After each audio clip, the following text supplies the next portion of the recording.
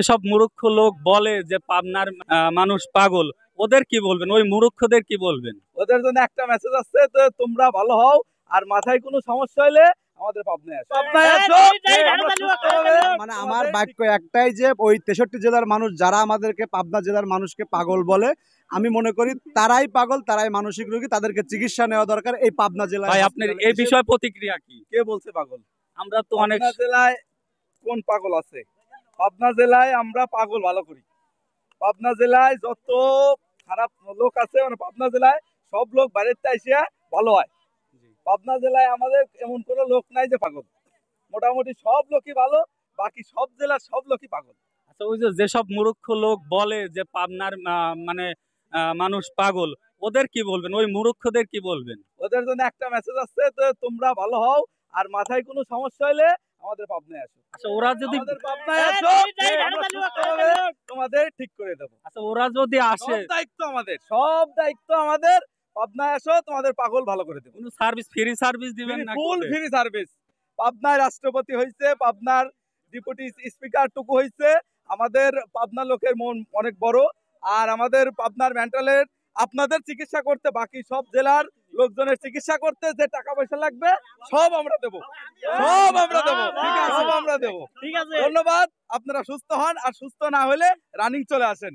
আপনার কাছে একটা জিনিস জানতে আসছি, যেটা হচ্ছে আমরা দেখা যায় অনেক সময় জেলার বাইরে থাকি চাকরির জন্য বা যেটার জন্য হোক বাইরে যাই জেলার, তখন আমাদের পাবনা জেলা নিয়ে কিছু লোক, মূর্খ লোক বা বাকি 63 জেলার লোক আমাদেরকে পাগল বলে সাব্যস্ত করে।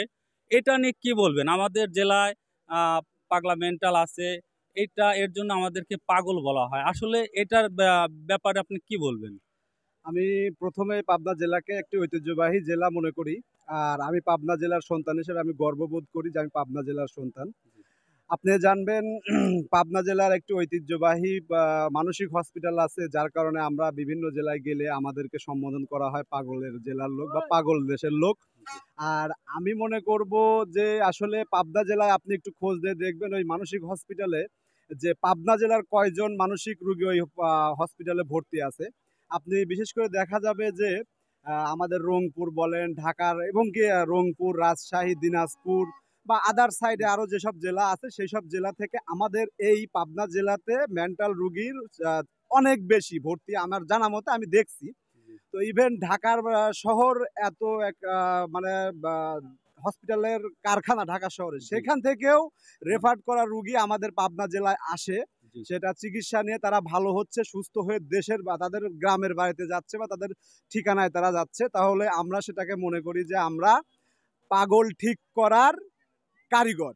আমরা মনে করি বাকি যে আমাদের পাবনা জেলার বাহিরে যেসব আরো বাকি যে 63 জেলা, সেই 63 জেলার মানুষই আমি মনে করি তারাই পাগল, যারা এদেরকে আমরা চিকিৎসা করে সুস্থ করি। তার মানে আমার বাক্য একটাই যে ওই 63 জেলার মানুষ যারা আমাদেরকে পাবনা জেলার মানুষকে পাগল বলে, আমি মনে করি তারাই পাগল, তারাই মানসিক রোগী, তাদেরকে চিকিৎসা নেওয়া দরকার এই পাবনা জেলায় হসপিটালে এসে।